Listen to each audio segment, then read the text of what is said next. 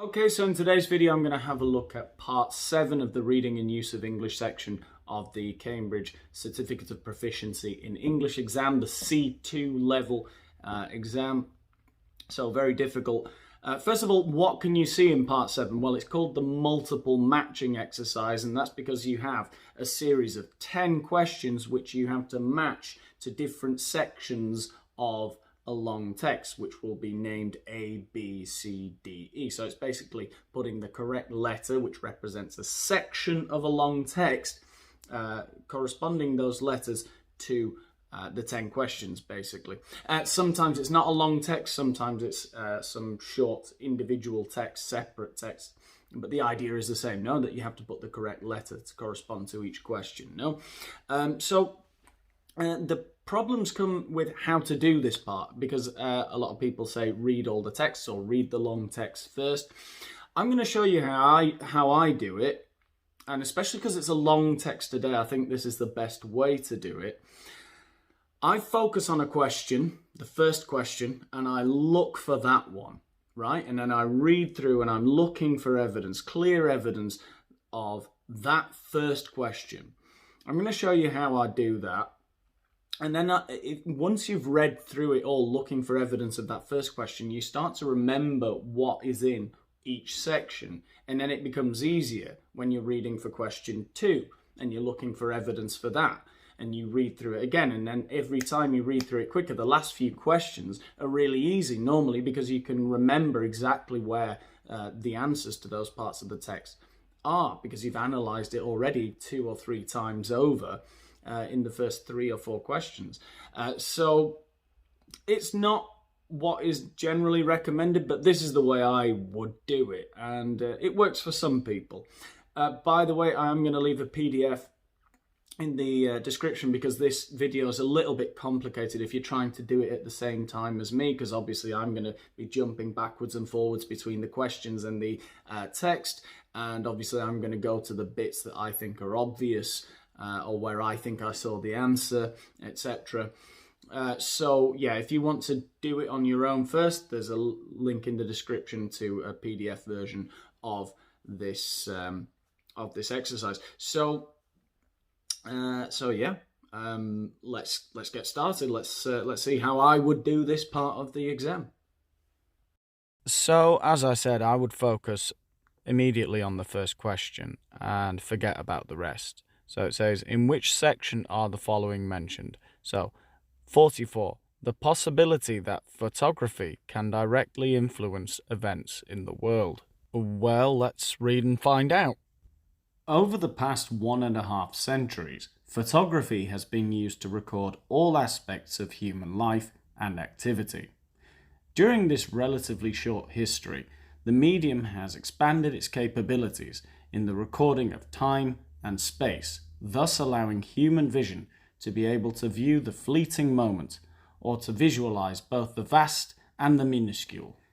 It has brought us images from remote areas of the world, distant parts of the solar system, as well as the social complexities and crises of modern life. Indeed, the photographic medium has provided one of the most important and influential means of capturing the essence of our being alive. Nonetheless, the recording of events by means of the visual image has a much longer history. The earliest creations of pictorial recording go as far back as the Upper Paleolithic period of about 35,000 years ago, and, although we cannot be sure of the exact purposes of the early cave paintings, pictorial images seem to be inextricably linked to human culture as we understand it. So far there in section A, I can't see any evidence for question 44. I can't see it mentioning the possibility that photography can directly influence events in the world. It does talk about how we have this tendency to record things that goes back 35,000 years, back to cave paintings. It helps us to understand events maybe, but I don't see any evidence that it's saying that the drawings and the pictures, the photography specifically, influence world events. So now let's carry on reading. Section B. Throughout the history of visual representation, questions have been raised concerning the supposed accuracy, or otherwise, of visual images, as well as their status in society. Ideas and debates concerning how we see the world and the status of its pictorial representations have been central political, philosophical, and psychological issues from the time of ancient Greece to the present-day technical revolution of the new media communications. Vision and representation have pursued interdependent trajectories, counter-influencing each other throughout history. The popular notion that seeing is believing had always afforded special status to the visual image. So, when the technology was invented in the form of photography, the social and cultural impact was immense. Not only did it hold out the promise of providing a record of vision, but it had the capacity to make such representation enduring. Okay, so B looks a little bit more promising. Certainly those last two sentences where it says that photography had an immense social and cultural impact, and it didn't just record our vision, but it also had the capacity to make such representation enduring. So it certainly says that it seemed to directly influence the way we saw the world. Perhaps. I don't know if that's exactly the same as directly influencing the events in the world. Let's continue. B is definitely a possibility, but let's continue to see. In the mid-19th century, the invention of photography appeared to offer the promise of automatically providing an accurate visual record. It was seen not only as the culmination of visual representation, but quite simply, the camera was regarded as a machine that could provide a fixed image, and this image was considered to be a very close approximation to that which we actually see. Because of the camera's perceived realism in its ability to replicate visual perception, it was assumed that all peoples would naturally be able to understand photographs.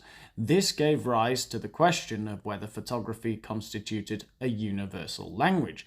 For example, a photograph of the heavens, whether it showed the sun and moon or the constellations, would immediately be understood in any part of the world. In the face of the rapid increase in global communications, we do need at least to ask to what extent the photographic image can penetrate through cultural differences in understanding. So, as far as question 44 is concerned, I don't really see much of interest in section C. They're talking about how photographs, how realistic they are and how they can be interpreted according to cultural differences and so on. I don't really think they're talking about how they can influence events. So no, I don't think so. Let's move on to section D. There are other questions that arise concerning the role of photography in society that have aimed to determine whether the camera operates as a mute, passive recorder of what is happening, or whether it possesses the voice and power to instigate social change. We may further speculate whether the camera provides images that have a truly educational function, or if it operates primarily as a source of amusement. In provoking such issues, the photographic debate reflects polarized arguments that traditionally have characterized much intellectual thought. Yeah, I can see a lot of evidence for question 44 here. So we're talking about instigating social change, so that's directly affecting events, and it is the possibility, no, because they're posing the question as to whether the camera is mute and passive or whether it can actually instigate change. Are they active or passive? Is photography something that can only record, or can it cause things to change?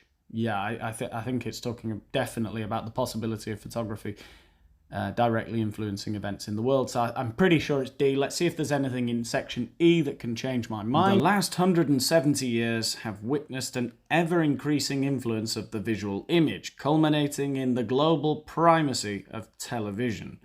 For photography, the new prospects and uncertainties posed by digital storage and manipulation and the transmission of images via the internet present new challenges. It has even been suggested that we now inhabit the post-photographic era, where technological and cultural change have devalued photography to such an extent that events have taken us beyond the photograph's use and value as a medium of communication. Furthermore, perhaps we should be asking if the advent of digital imagery means that photography, initially born from painting, has turned full circle and has now returned to emulating painting, its progenitor.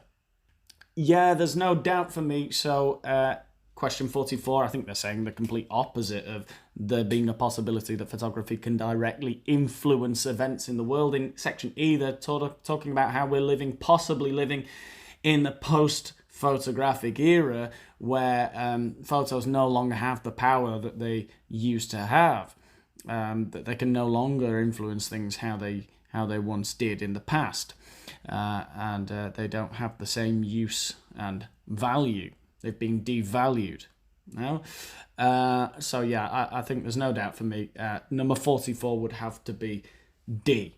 Okay, so this is what I mean. Let's have a look at question 45. In which section does it say that there is a possibility that the photographic image has become redundant? Yeah, it has become redundant, which means that it doesn't have as much, or it has become useless essentially, or it has lost the use that it once had. Well, we've just read that section. It's the section you still have on the screen. It's section E, clearly, because they talk about living in the post-photographic era where the cultural change, the technological and cultural changes have devalued photography to such an extent, and that events have taken us beyond the photograph's use and value as a medium of communication. And is it a possibility? Well, yeah, it's only a possibility. They're not saying that this is definitely true. They're saying it has been suggested that we now inhabit the post-photographic era. So it's that some people believe that. Perhaps we should be asking if the advent of digital imagery means that photography, initially born from painting, has turned full circle. So it's gone right back again and has now returned to emulating painting, its progenitor. So yeah, that it's completely lost the use that it had for a long period of time. It's clearly section E. So we can move on to number 46 now, which says images being interpreted in a similar way by different societies. So which section mentions this? Well, I think I remember it. They were talking about the cultural differences. So if we go back, I think it was section C. Let's have a look. So I think, yeah, in this section about halfway down, it says, because of the camera's perceived realism in its ability to replicate visual perception, it was assumed that all peoples, so that could be all different societies, would naturally be able to understand photographs. This gave rise to the question of whether photography constituted a universal language. So a universal language, obviously, is because they would interpret the photos in the same way. It's universal. They understand them in the same way. For example, a photograph of the heavens, whether it showed the sun and the moon or the constellations, would immediately be understood. So it would be interpreted in the same way. It would be immediately understood in any part of the world by all different societies. So, yeah, I'm pretty sure that the answer to 46 is C. I don't know if you've got any other ideas, but yeah, I'm pretty sure it's C. So, 47, a commonly held view about the relationship between what is visible and how it is interpreted. For expediency's sake, I am going to be cutting out my rereading of the texts again, and I'm going to just go straight to the sections where I can see the answers. So don't worry if you haven't got this this quickly, but yeah, I'm going to just show you where the answers are. But you get the idea, no? That if you're just focusing on one question for the first time you read through it, you're going to look for all the information that coincides with that first question. And then, obviously, you're going to have a better idea of where you have read something similar to what it says in the next question. So I'm just going to show you where the answers are basically from now on. Let's carry on. So the answer to number 47 is B. It's near the beginning. A commonly held view about the relationship between what is visible and how it is interpreted. The popular notion that seeing is believing had always afforded special status to the visual image.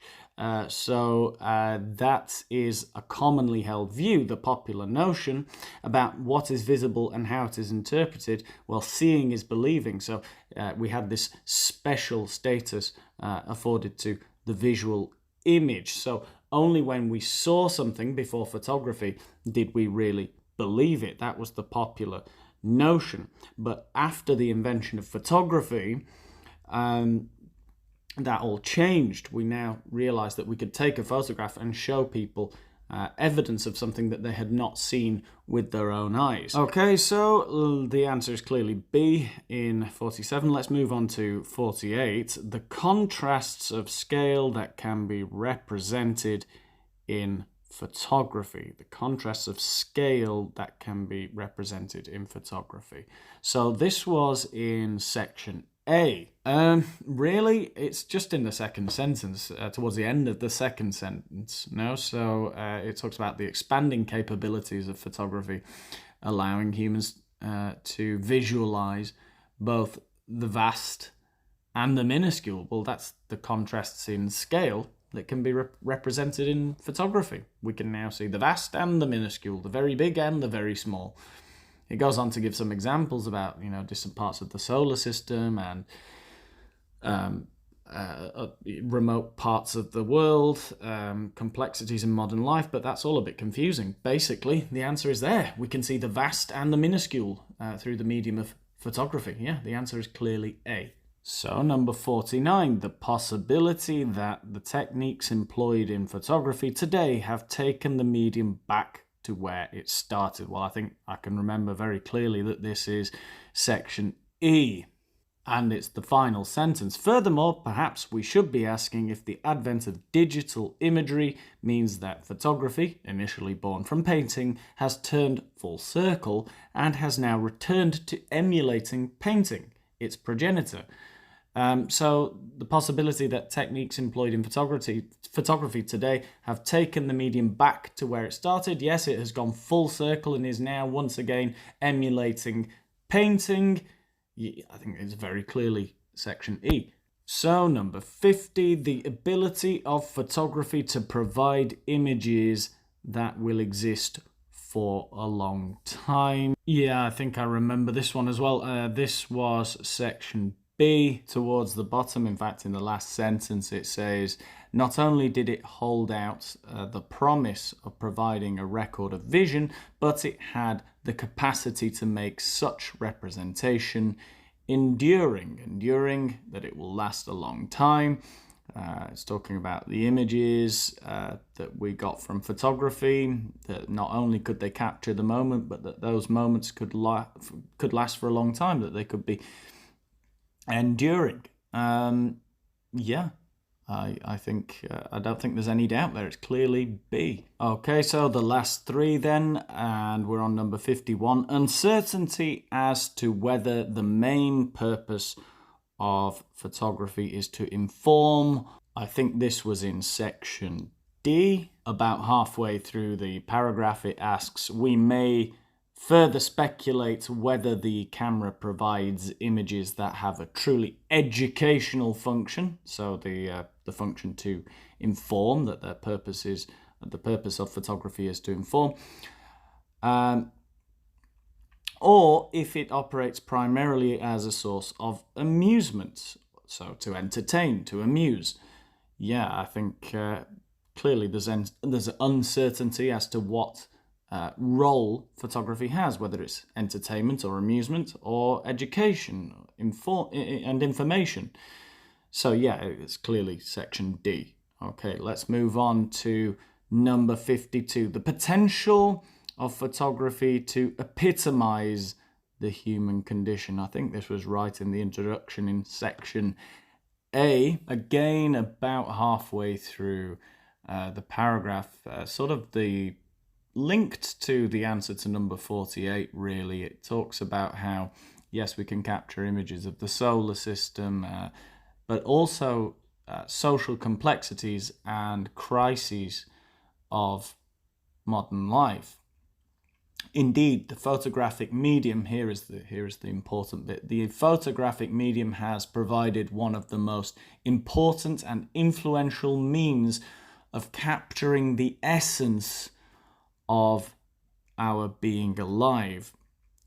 So yes, if it's capturing the essence of our being alive, I guess that's a synonymous phrase to the one we saw in question 52, to epitomize the human condition, to show a perfect example of how we live and what it is like to be a human. No? So yeah, I think 52 is clearly A. So the final question, the view that photography was the greatest achievement in the history of visual images. This is about halfway through the article. In section C, it's in the second sentence, and it talks about what people, how people saw photography in the mid-19th century. It says it was seen not only as the culmination of visual representation, the culmination, the epitome, the as it says in the question, the greatest achievement, the culmination of visual representation, but quite simply the camera was regarded as a machine that could provide a fixed image. So yeah, that was very subtle. That was actually pretty difficult, but it was included sort of as a secondary point of view. But yes, it was viewed in the mid-19th century, according to the article, as the culmination. Photography was viewed as the culmination of visual representation. So therefore, it was the greatest achievement in the history of visual images, or that was the view at the time anyway. So yeah, I finished the video. I went away for a few days, got a haircut, and yeah, it was quite fiddly, that video, editing wise. Anyway, yeah, I'm going to be back making more regular videos now. There may even be another video tomorrow. There will be a new video tomorrow there. If I make that commitment, the 4 or 5 people who've got this far into the video will be expecting that video, and it'll be like an incentive. So, yeah, expect lots of videos. Demand lots of videos. Okay, bye.